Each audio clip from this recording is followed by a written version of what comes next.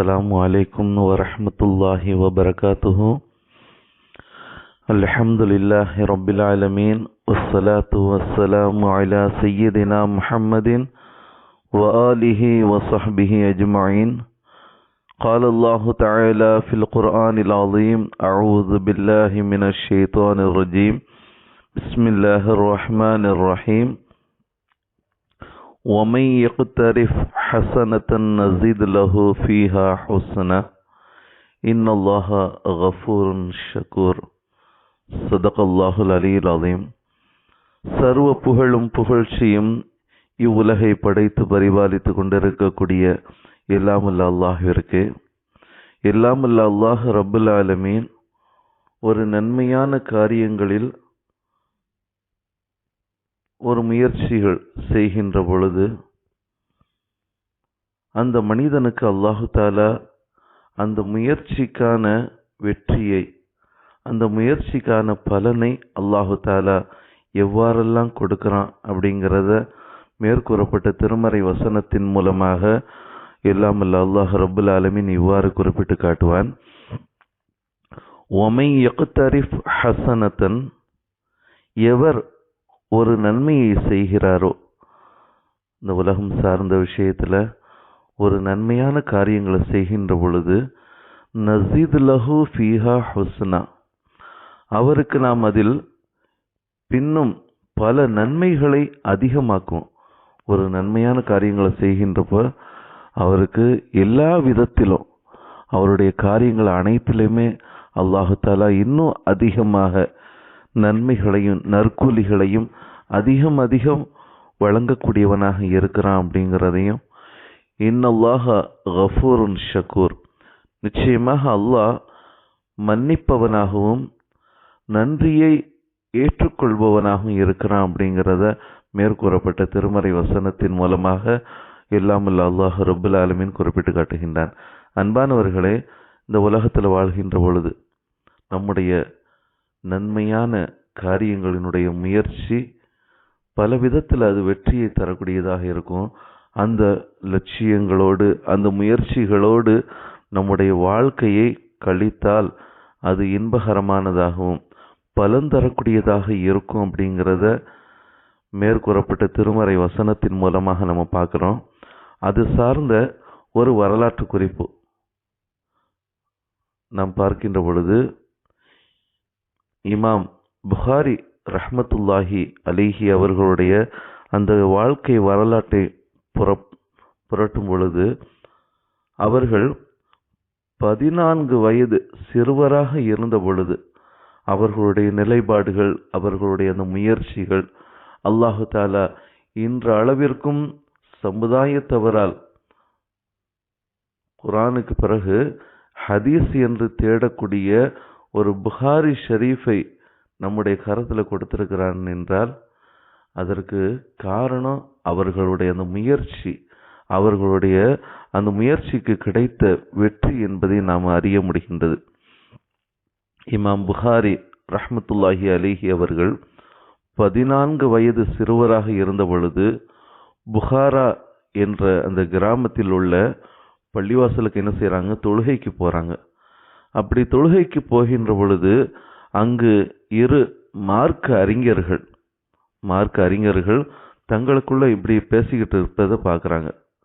சிறுவராக இருக்கக்கூடிய 14 வயதை அடைந்த இமாம் புகாரி ரஹ்மத்துல்லாஹி அலைஹி அவர்கள் அந்த 2 அறிஞர்களும் பேசி கொண்டிருப்பதை என்ன செய்கிறாங்க, பார்க்குறாங்க, கேட்குறாங்க. அந்த விஷயத்தெல்லாம் அந்த அறிஞர்கள் இவ்வாறு பேசிக்கொள்கிறாங்க. என்ன பேசுகிறாங்கன்னா, ஹதீஸுகளில் எது பலமானது எது பலவீனமானது என்று பிரித்தறிய முடியாமல் இருக்கின்றது. எவராவது இதனை செய்தால் நன்றாக இருக்குமே அப்படின்னு சொல்லி என்ன செய்கிறாங்க, பேசி கொண்டிருக்கிறாங்க. இது எது நல்ல ஹதீஸு, அதாவது அதிகாரப்பூர்வமான ஒரு ஹதீஸ் அப்படிங்கிறத பிரித்து அறிவிக்கணுமே, நிறைய ஹதீஸுகள் இருக்குது அப்படின்னு சொல்லி அவர்களுக்கு மத்தியில் பேசி கொண்டிருக்கின்ற பொழுது இதை யாருக்கு செவி மடுக்கின்றார்? இமாம் புகாரி ரஹ்மத்துல்லாஹி அலைஹி அவங்க செவி மடுக்கிறாங்க, கேட்குறாங்க. அப்படி கேட்டதற்கு பிறகு இமாம் புகாரி ரஹ்மத்துல்லாஹி அலைஹி அவர்களுடைய மனதிற்குள் இப்படி தோணுது. அதாவது இந்த காரியத்தை நாம ஏன் செய்யக்கூடாது, நாம ஏன் எடுத்து இதை பூர்த்தி செய்யக்கூடாது, நாம் ஒரு முயற்சி செஞ்சால் நிச்சயமாக இதை என்ன செய்யலாம், பலமிக்க ஹதீஸ் எது, பலவீனமானது எது அப்படிங்கிறத பிரித்தறிவிக்கக்கூடிய ஒரு நிலைகளை நாம் ஒரு முயற்சி எடுத்து செய்யலாமே அப்படிங்கிற ஒரு எண்ணம் ஏற்பட்டு அந்த லட்சிய வேட்கையின் காரணமாக இறுதி மூச்சு வரை ஓயாமல் அதற்காகவே அந்த மார்க்கம் சார்ந்த விஷயத்தில் அண்ணலம் பெருமானார் ஸல்லல்லாஹு அலைஹி வஸல்லம் அவர்களுடைய அந்த பொன்மொழிகளை சேகரம் செய்கின்ற விஷயத்துல பல முயற்சிகளை என்ன செஞ்சாங்க, ஓயாமல் பாடுபடக்கூடியவர்களாக இருந்தாங்க.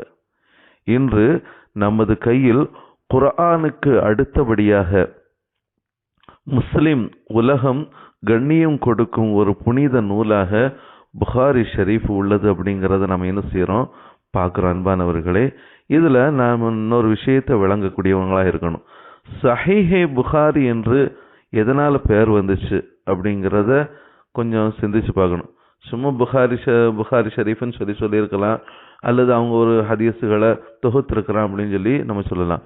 ஆனால் சஹீஹான மிகவும் சரியான ஆதாரபூர்வமான ஹதீஸ் கிதாபு அப்படிங்கிறது எதனால் பெயர் வந்துச்சு அப்படிங்கிறத நாம் பார்க்கின்ற பொழுது அதற்கான காரணங்கள் என்னவென்றால், இமாம் புகாரி ரஹ்மத்துல்லாஹி அலைஹி அவர்கள் இரவு தூக்கத்தில் 20 தடவைக்கு மேலே என்ன செய்வாங்களாம், விழித்து எழக்கூடியவங்களாக இருந்தாங்களாம். தூக்கத்திலிருந்து நைட்டு 20 முறை எந்திரிக்கக்கூடியவங்களாக இருந்தாங்களாம். அப்போது நினைவுக்கு வரக்கூடிய குறிப்புகளை எல்லாம் என்ன செய்வாங்களாம், அந்த நேரத்தில் உட்காந்து எழுதிக்கிட்டு இருப்பாங்களாம். இப்படி 10 லட்சத்திற்கும் அதிகமான ஹதீஸுகளை என்ன செஞ்சாங்க, மனனம் செய்யக்கூடியவர்களாக இருந்திருந்தாங்க. மனனம் செஞ்சிருந்தாங்க. அந்த 10 லட்சம் ஹதீஸுகளை மனனம் செஞ்சு அவற்றிலிருந்து 7500 அதிகாரப்பூர்வமான நபி மொழிகளை மட்டுமே என்ன செஞ்சாங்க, தங்களுடைய நூலில் பதிவு செய்துள்ளார்கள் அப்படிங்கிறத நம்ம பார்க்குறோம். இந்த 7500 அதிகாரப்பூர்வமான ஆதாரப்பூர்வமான நபிமொழிகளை பதிவு செய்வதற்கு 4000த்திற்கும் அதிகமான அறிஞர் பெருமக்களை சந்தித்து என்ன செஞ்சிருக்கிறாங்க, இதை சரியாக்கி இருக்கிறாங்க.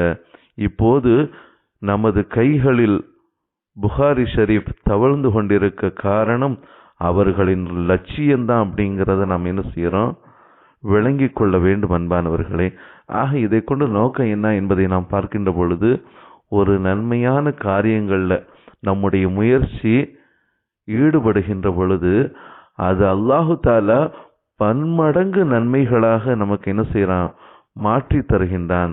இப்படிப்பட்ட ஒரு லட்சியவாதியாக, ஒரு சாதனையாளராக நாம் திகழ வேண்டும் அப்படிங்கிறத தான் இந்த வரலாற்று குறிப்பும் இல்லாமல் அல்லாஹ் ரப்புல் ஆலமீனுடைய திருமறை வசனமும் நமக்கு ஒரு சிறந்த பாடத்தை தரக்கூடியதாக இருக்கின்றது.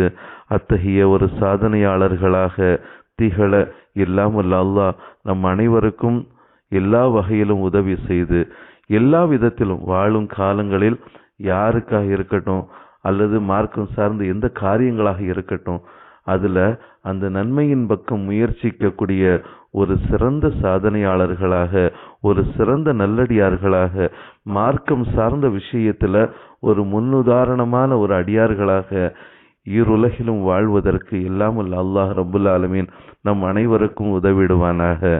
ஆமீன். வாஹிர் தஅவானா அனில் ஹம்துலில்லாஹி ரப்பில் ஆலமீன். அஸ்ஸலாமு அலைக்கும் வ ரஹ்மத்துல்லாஹி வ பரகாத்துஹு.